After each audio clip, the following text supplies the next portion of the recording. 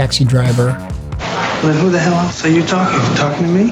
It really goes back to Brian De Palma's independent cinema in Hollywood started saying, hey, maybe these indie films these kids could work in the industry. And so we were all out in L.A., and he introduced me to Paul Schrader. Schrader wrote Taxi Driver. Travis comes from his vision, but more psyche. I connected with it through Dostoevsky's Notes from Underground. It was like enlightening, you know? And so for me, when I read the script, Brian gave it to me. He said, I don't want to do it. I can't do it, but maybe you should do it. But I didn't have enough cachet, as they say, at that time to make the picture. But then they saw the rough cut of Mean Streets, and they changed their mind, especially when they saw De Niro in it. And so they said, for the two of you, we could probably get this film made. Why won't you talk to me? Why don't you answer my calls when I call? You think I don't know you're here? We kept thinking in terms of the character and his loneliness and his acting out. Not condoning the acting out, but he does act out. And yet an empathy with him, which is really tricky. We wanted to make it so badly nobody would make it that we were thinking of going to different cities to make it. San Francisco, Los Angeles, but the taxi driving wasn't the same. And we said, no, it has to be Manhattan. Ultimately, what stayed with us was the psychological and emotional state of that character. As we know now, tragically, it's a norm. Every other person is like Travis Bickle now. For me, the visualization of the movie was to always try to keep you off balance, keep the audience off balance. I felt that when he made that phone call, it was so painful, we shouldn't witness it. So the camera should track away, but not pan away. It should move completely to a hallway. And in the hallway, you think somebody's coming, but nobody's going to come. Nothing's going to happen. We're all alone. But we don't want to experience the depth of his pain at that point. And at the same time, there's a sense of anxiety on the viewer. What's going to happen in the hallway? Well, apparently nothing. That was the first shot I came up by. So that's the style. There's another thing, too, where the taxi pulls up in the beginning of the film into the taxi garage. Taxi is coming in. We're panning with it as it comes in. And normally it goes this way and the camera would pan with it and it stops. Well, as it came in, I went the other way. And as we rested, the car came in and stopped. Wait, I'm supposed to be looking at the car. No, we're going to go another way. And so every shot, as much as possible, was designed to be slightly disconcerting, but ultimately satisfying. That was the philosophy of the shooting. Gangs of New York. Us natives, born rightwise to this fine land, or the foreign hordes defiling it. Well, Gangs of New York comes out of those cobblestone streets around that church on Mott Street and Mulberry Street, and also coming off the other element that I grew up with really was the Bowery. At that time, the Bowery was what you call now homeless. At that time, really basically alcoholics, guys dying in the streets, basically. Very, very difficult place to grow up around and in. And so, but there was something about that Bowery and something about the neighborhood and the way the buildings were created and the cellars, there's so many cellars. And my father would talk about growing up there and going into one building, going down the cellar and coming out 2 blocks away, running away from the cops, some of the guys, It had its own life. It was like an organism, and it had a history. Well, then we got business. What do we do? With Leo DiCaprio was interesting because De Niro, we were acquainted with each other when we were 16 years old. So because of my relationship with him going back to when we were 16, he experienced what I experienced growing up. So he's the only one I know who's around that and who was working in that capacity that knows who I am, where I came from, and the world we were in. He then called me and said at one point, he just made a film called This Boy's Life, and he was working with this kid that he cast, named Leo DiCaprio. He said, he's very good, you got to work with him someday. And Bob never really used to tell me that, work with somebody, just we'd go from picture to picture if we worked together. And DiCaprio liked our pictures, came together, and they said, you've always wanted to do Gangs of New York. We started it many times, it got canceled. Here's a chance, this kid Leo DiCaprio really likes your films, at least meet with him. And he was willing to go whatever I could do to make that film. So that's how it all started, with him coming off of Titanic and a couple of other films. Then we convinced Daniel Day to get into it as Bill the Butcher. And Daniel Day is a very intense and very specific actor. And what I love about working with him is that Daniel has a thing where If he starts, he stays in that character. People think it's kind of a mystique, but it really makes sense. And also, because if I'm talking to Bill the Butcher, and in between takes, it's Daniel, I'm still talking to Bill. He stays in that character, and he'll be one of the other actors Irish, and he's not supposed to like the Irish, and, he treats that person that way. I don't give a tuppeny fuck about your moral conundrum, you meat-headed shitsack. And they said, why is he? I said, that's what that is. Just, we're not playing. I mean, we're playing, but we're living it. And so he's very good that way. DiCaprio's another way entirely. And he comes at a character from every possible angle. And we find that with Leo, most of the work is done before we shoot. Goodfellas. As far back as I can remember, I always wanted to be a gangster. Goodfellas was made 18 years after Mean Streets. So I didn't really want to go to do another genre, gangster genre, right? I mean, there is no main character. I mean, Ray Liotta is a wonderful actor, but he's like Virgil taking Dante through the underworld. The real character in the movie is the underworld. After doing the film Last Temptation of Christ, when I got back, I owed Warner Brothers Goodfellas, or became Goodfellas. It was called Wise Guys at the time. I almost didn't want to make it. It was Michael Powell, the director of The Red Shoes, co-director, I should say, and other masterpieces, who read the script and insisted I make it. Every shot may feel like a documentary, but the camera moves, everything you see, it's all there in the script. We had to stage bits of action. Joe Reedy did, and Michael Ballhaus, my cameraman. They worked out all the background action for the long Copacabana shot. All I said was, we start out in the front, he gives the guy the money. Next thing you know, we go through the thing, we go through here, we go through here, we go through here, we go. We wind up on the famous comic Henny Youngman. Everything has to flow with no obstruction. He's got to impress her. They send him bottles of champagne. Everybody knows him. That's his height. So that shot had to be. And I wanted Joe Pesci to be in the film. And I think he resisted it. I know he resisted it. He said, I don't know, gangster stuff. And I said, yeah, but Joe, I said, this character's really interesting. Based on a real guy. Really funny. Really funny. What do you mean I'm funny? And he said, well, if you do it, I got to tell you something. And I said, well, what is it? He goes, not here. And he acted out this scene that happened to him. I knew exactly where to put it. Went through the scene over and over again, recorded it all, each take. And then I created it from the actor's improvisations and try to make sure that it accelerated the right way, because the slightest change, of like, why am I funny? What do you mean I'm funny? I'm not funny. Otherwise, it can be just repetitious. Funny like I'm a clown, I amuse you. I make you laugh. I'm here to fucking amuse you. What do you mean funny? Funny how? How am I funny? And I decided we'd just do it with 2 cameras. We squeeze it in on a day that wasn't scheduled. The 2 cameras would be medium wide shots, because it was important to see, there are no close-ups. It was important to see Joe's character and Ray's character in relation to the people around them. And while the intensity builds, you see the body language of everybody around them change. And it just happens. And I said, well, that's even better. So close-ups, no, let's get out of here. And we shot it like in an hour and a half. Improvised, too, with the bottle breaking on Tony Darrow's head and that sort of thing. He had the nerve to ask to pay the bill.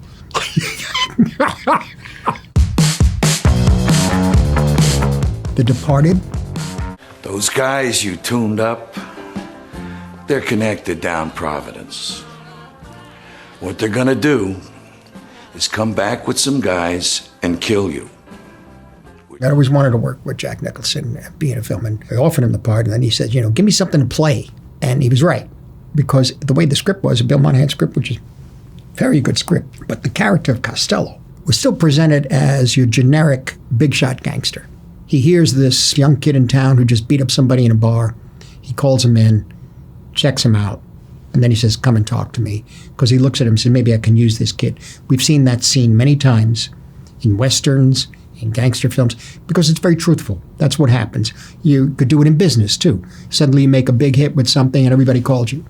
And they want to see what you can do for them. In this case, it's the underworld. And there was a scene where he's eating a lobster lunch, it said, in his apartment, and he has this kid come in. The basic line was, what can you do for me? You want to work with me? You're a tough guy. What can you do for me? I'd seen that scene many times. And Nicholson said, what if, call me, and said, what if, while we're at lunch, on the table, in a little plastic bag, is a severed human hand? I said, no, that's a job interview. And you never mention it. Don't even discuss it. We went off on a whirlwind of the fact that Costello would be losing control and, in a sense, losing his mind, really. That's something that was very controversial at the time. Some people went with it, some didn't. But the thing was that I was around a situation like that when I was growing up, where somebody very powerful, who was eventually killed in 1968, was, in effect, losing his mind and killing people. An atmosphere of fear that I saw around that area that was what I wanted to capture in Departed. Worse than that, these guys were all informers on each other. And it's true. In a world where everyone is informing on each other now. Complain about the guy as well, he's out of his mind, he's overdoing. No, imagine, that's in effect what it would be like. You're completely under his control, and he's out of his mind. And that's what I feel the world is like right now. Raging Bull. Jimmy, with everything you got, I want you to fucking lay me out. Go ahead. You sure? Yeah. All right. Hard. The 70s studio system changed a great deal, and the week that film was released was the same week from the same studio that Michael Cimino's Heaven's Gate opened. That, Raging Bull, Apocalypse Now, all from the same studio, United Artists. That ended what the 70s, they call this, golden age, that sort of. But really, it ended the power of the director, in a way, in American filmmaking. And that had to come back through independent cinema, another way, through the 80s. The 70s was very much that way because things were wide open. And we went in and we took it, like the barbarians at the gate. And we transformed whatever we could, but they caught us. Raging Bull was we threw everything we knew into it, not knowing how it was going to be received. We understood that people didn't like him, and even the crew, it turned out. I didn't know till later. Why are we making a film about this guy? He's a horror. But we stayed with it. This man may be this way, but still, he's a human being. He's got a heart. He's got a soul. By the end of it, he finds some kind of peace with himself and maybe the others around him. And I think I was going there to try to find peace in myself. That year, there were, I think, 4 more films coming out about boxing. The Main Event with Barbra Streisand, Prize Fighter with Tim Conway, Matilda, the Boxing Kangaroo, and Rocky II also. And they were all in color. That's when I realized that we should go black and white. And also the black and white would work distinctively different from the other boxing films that were being made, comedies and Rocky II. And also Irwin Winkler pointed out to the studio that the films that were made in black and white up to that point in the 70s were Paper Moon and Lenny, and they were hits. I also thought, too, that the boxing scenes had to be very powerful. The rest of the film, anything else, was concentrated in an almost meditative state in terms of framing, holding those people in that frame. But the boxing scenes would be like you're on another planet. Primarily, it was based on, I came up with the idea when I was doing Last Waltz, being on the stage with the band, and watching how the band worked. The ballet sequences from Red Shoes, where you don't really necessarily go head to toe where you see the dancer. Instead, you see what's inside the mind of the dancer. What's in the mind and what's the perception of the fighter in the ring. They don't even know where they are sometimes. The Wolf of Wall Street. They're gonna need to send in the National Guard or fucking SWAT team, because I ain't going nowhere! Again, like Raging Bull, I didn't want to make it, but I had to find my own way in it. And a lot of it had to do with style. The style I felt originally was more like Goodfellas. I had done it. And I did it again in Casino. What more could I bring to it? And we found a way, and that was ultimately through his character.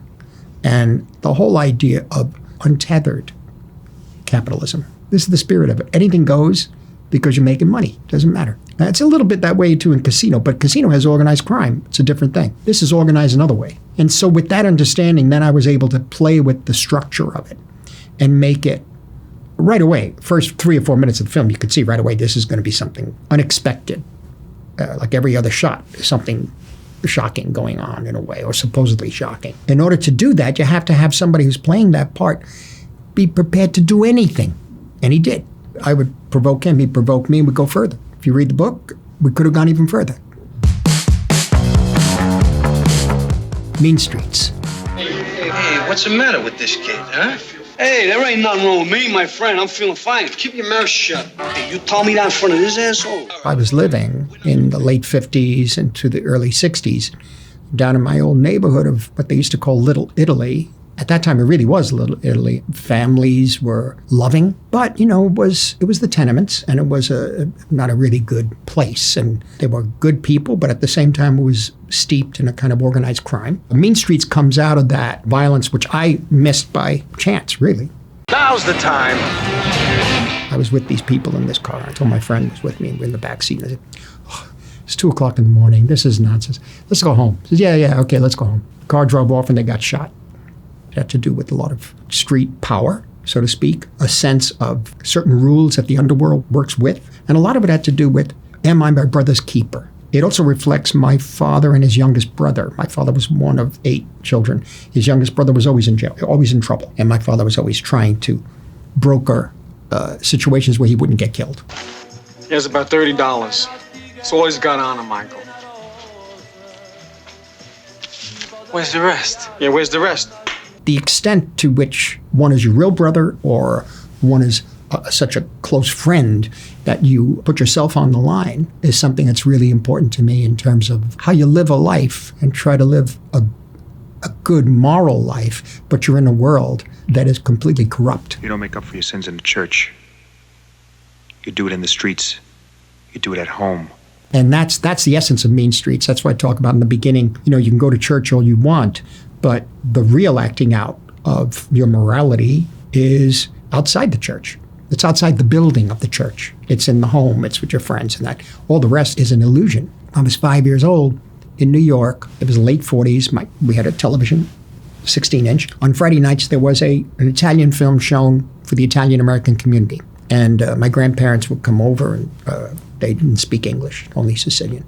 And my mother and father, my uncles, and we'd get around this little TV set, and we see The Bicycle Thief. It had these words in the bottom. The people that were speaking in the film, they were speaking the same way as my family. Those Italian films were more than cinema. They were a form of truth that I related to because it somehow had something to do with who I am. And so no matter what I shoot, it isn't directly saying, oh, we're going to do a shot now from The Bicycle Thief.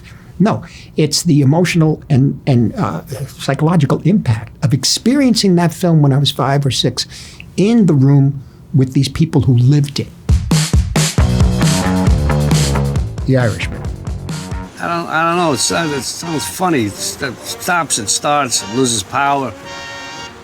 See if I can give you a hand. Over the years, seeing the difference in the technology. One of the key things to give us the energy to make our first films, features, was John Cassavetes doing Shadows in 16 millimeter, which came from France with the Leclaire camera. So all of that happening at that time made it that we could make a film ourselves. We didn't have to have the studio behind us with giant lights and giant Mitchell BNCs. I've kind of stayed pretty much traditional. We edit now with the computer, but I don't really know how to do that. Thelma does it. If I can utilize the new technology for the kind of story I want to make, why not go there? And so in the case of Irishman, De Niro and I had this idea for a long time. And I didn't want to do another gangster genre. Part of the problem was flashbacks. And by the time we got to do it, he was too old to play his younger self. And they said, well, a different actor. And I said, well, then it's not like us making a film together. What's the point? And so we were talking about this idea of youthification. And Pablo Herman of ILM was with us doing CGI or background material for us in Taiwan, where we're doing silence. And he came up and he said, I think I can do it. What I have seen is that people have to wear golf balls on their faces. You can't have a scene with Joe Pesci and Bob De Niro and Al Pacino or whatever, and they all have golf balls on their faces. And they're the kinds of actors that kind of thing, for this kind of movie, it doesn't work. And eventually, by the end of the shoot of Silence, he had it. And we did a test with Bob and with De Niro, and we tried it. And we all felt strongly about it. The drawback was financially, because it was extremely expensive, and also length of time. It was an extra 5 to 6 months in the post-production. And that's when Netflix came in and really helped us. It's not just CGI. We accept it if a person puts on a fat suit or you paint their hair white, they're supposed to be old. But what if you do it digitally? It's like makeup. It's just taking that leap of saying, oh, no, it's got to be the old way. This is now a transformation into a new way. Silence.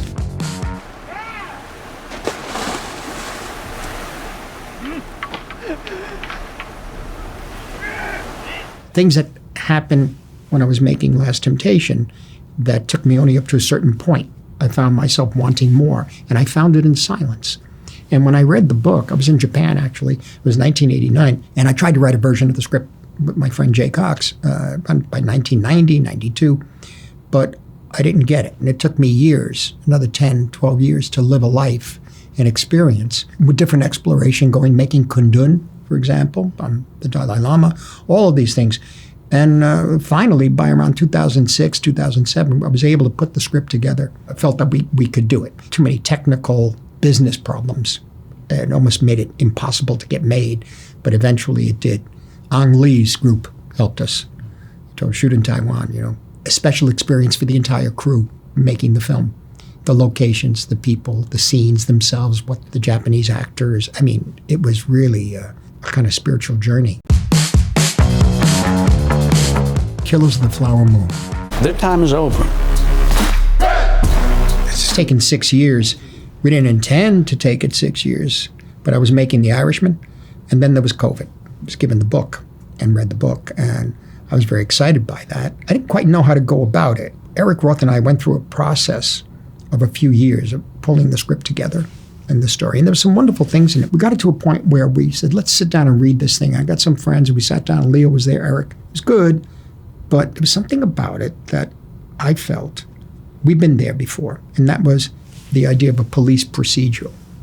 And the character that he was supposed to play, Tom White, was a character that is straight-laced, very strong, very proper guy. And so we thought about it for another week and a half, and then Leo came to me and said, where's the real heart of this picture? I said, the heart is with this guy, Ernest, and his wife, Molly. The only problem is we don't know anything about Ernest. Everybody else, we've got tons of material on. We don't know anything about him. So we came up with the idea of, what if, instead of coming from the outside in, what if we go from the inside out? Then I said, oh yeah, the story really is the relationship of Ernest and Molly and the betrayal. I said, the only problem there is that it's a creative problem, which is you take the script, you turn it inside out. And how much of procedural do you need? Not very much. It started to come together. It gave me the direction that I felt comfortable in.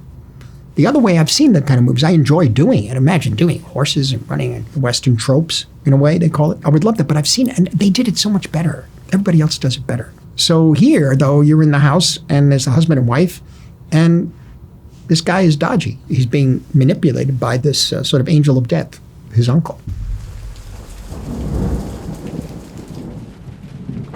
You got nice color skin. What color would you say that is? My color. We had been working on the casting for quite a while, including indigenous people. She says, I have somebody I want you to see. But then I saw this scene from Certain Women, Kelly Reichardt's film. I thought she was wonderful. And after COVID, we got to meet. I was struck by the whole visage, the face, and her intelligence.